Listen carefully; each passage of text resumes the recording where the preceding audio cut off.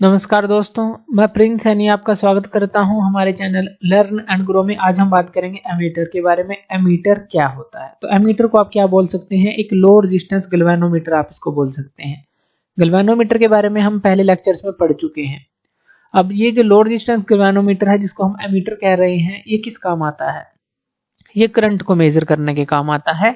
किसी भी सर्किट के अंदर एम्पियर के अंदर आप करंट को मापते हैं। तो होता किस तरह का है एमीटर? तो ये हमारा एक कॉम्बिनेशन होता है। जैसे मान लीजिए गैल्वेनोमीटर है और इसके बिल्कुल पैरेलल हम शंट को लगा देते हैं।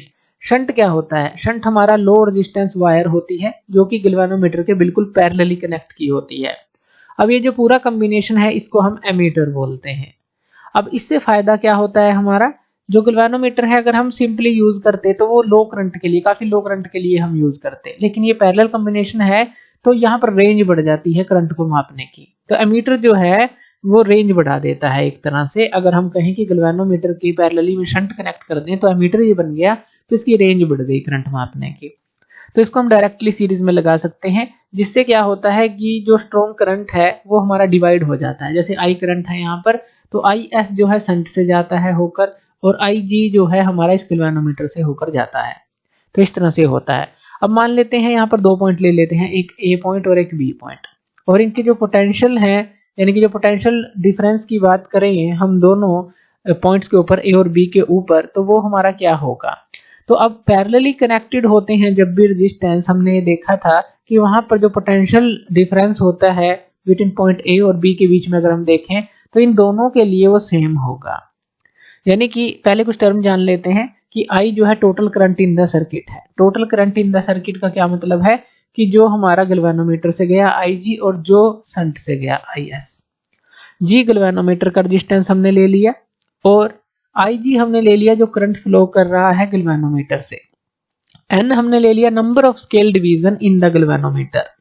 गैल्वेनोमीटर के अंदर अगर हम मानते हैं, सिर्फ गैल्वेनोमीटर को मानते हैं, अभी ये पैरेलल कॉम्बिनेशन नहीं मानते, तो सिर्फ गैल्वेनोमीटर की बात करें तो उसके अंदर एक स्केल होता है, जैसे हमने पहले डिस्कस किया था।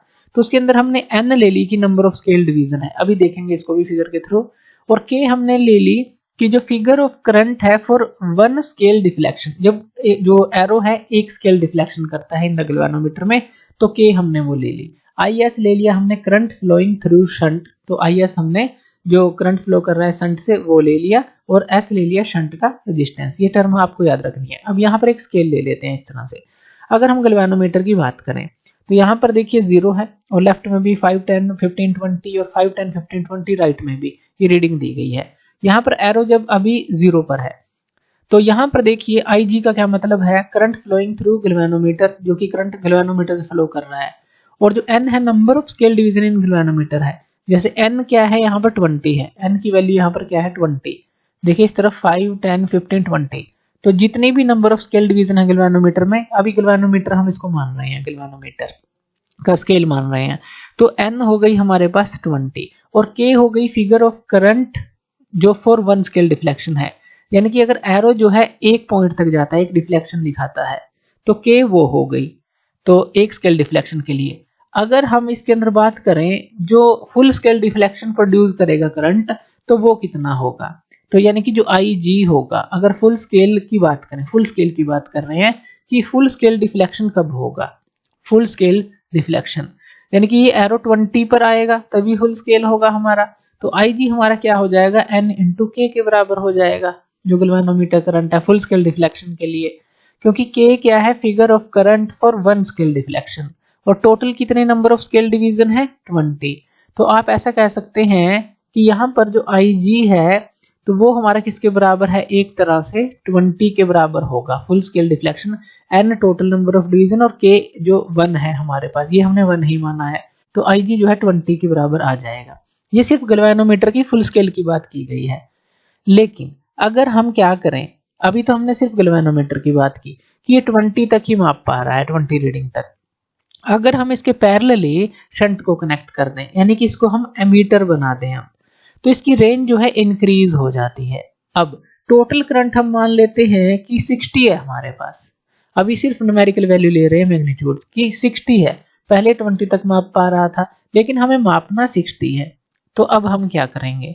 तो हमने पैरेलली शंट को कनेक्ट कर दिया। अब ये जो रेजिस्टेंस वायर होती है जिसको हम शंट वायर बोल रहे हैं, ये रेंज ऑफ एमीटर के ऊपर डिपेंड करती है।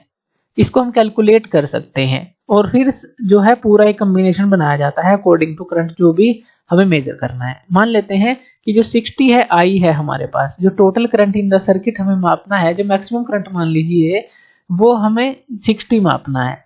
अब यहाँ पर क्या होगा, इस सर्किट के अकॉर्डिंग जो IG है यहाँ से जाएगा और IS यहाँ से जाएगा। अब IG फुल स्केल डिफ्लेक्शन इसकी कितनी है, इसकी तो 20 है, यानी कि यहाँ से 20 हमारा चला जाएगा और यहाँ से 40 जाएगा, तभी हमारा 40 प्लस 20 कितना होगा, 60 होगा। टोटल करंट तभी तो डिवाइड होगा और तभी हमारा जो फुल स्केल दिखा पाएगा, उससे ज्यादा ये नहीं मेजर कर पाएगा। या कहें कि अगर ज्यादा करंट देंगे तो हीटिंग इफेक्ट के कारण या एकदम से जर्क के कारण जो डैमेज हो जाएगा हमारा इंस्ट्रूमेंट। तो इतना मैक्सिमम करंट हमें मापना है, तो ये कॉम्बिनेशन हमें बनाना पड़ेगा कि 40 इस तरफ जाए और 20 इस तरफ जाए, क्योंकि इसकी तो 20 है फुल स्केल डिफ्लेक्शन, तो 40 जो है हमारा करंट यहाँ से फ्लो करना चाहिए, यही होगा। तो अब यहाँ पर अगर हम बात करें कि जो VA माइनस VB है, VA माइनस VB यानी कि जो पोटेंशियल डिफरेंस हम ले A पॉइंट पर B पॉइंट पर, तो ये हमारा किसके बराबर होगा, हमें पता है पैरेलल कॉम्बिनेशन में ये दोनों बराबर होने चाहिए, यानी कि I इंटू R, यानी कि जो गैल्वेनोमीटर का करंट जो फ्लो कर रहा है और उसका रेजिस्टेंस, ये किसके बराबर होगा, IS इंटू S, जो कि करंट फ्लो कर रहा है शंट से और उसका जो रेजिस्टेंस है इसी के बराबर होगा। अब यहाँ से देखिए जो टोटल I था IG प्लस IS के बराबर था, अगर हम IS की वैल्यू को यहाँ से निकालें तो क्या आएगा, I माइनस IG आएगा। तो यहाँ पर आप पुट कर सकते हैं I माइनस IG और यहाँ पर IS की जगह आपने वैल्यू पुट कर दी, ये आ गई हमारे पास IG इंटू G, ये वैल्यू आ गई। और यहाँ से अगर हम इस S की वैल्यू निकालें, इस रेजिस्टेंस की वैल्यू निकालें जो शंट का रेजिस्टेंस है, ये आ जाएगा हमारे पास IG divide by I minus IG, ये आ जाएगा और यहाँ पे आ जाएगा ये कैपिटल G। तो ये आ जाएगा हमारे पास शंट का रेजिस्टेंस। और S जो है हम इस तरह से कैलकुलेट कर सकते हैं, जैसे हमने बात की थी कि किस तरह से हम कैलकुलेट कर सकते हैं, तो इस तरह से हम कैलकुलेट कर सकते हैं इस फॉर्मूले से कि कितनी हमें इसकी वैल्यू रखनी है। तो यहाँ पर देखिए जैसा कि हमने यहाँ पर देखा कि अब जो है ये टोटल जो मैक्सिमम करंट मापने की इसकी रेंज बढ़ चुकी है। जैसे ही हम इस शंट को यहाँ लगाएंगे, कितने कैलकुलेट करके लगाएंगे, इस तरह से कि 40 जो है इसमें से कम पास हो, ताकि जो टोटल मैक्सिमम करंट है हम माप सकें।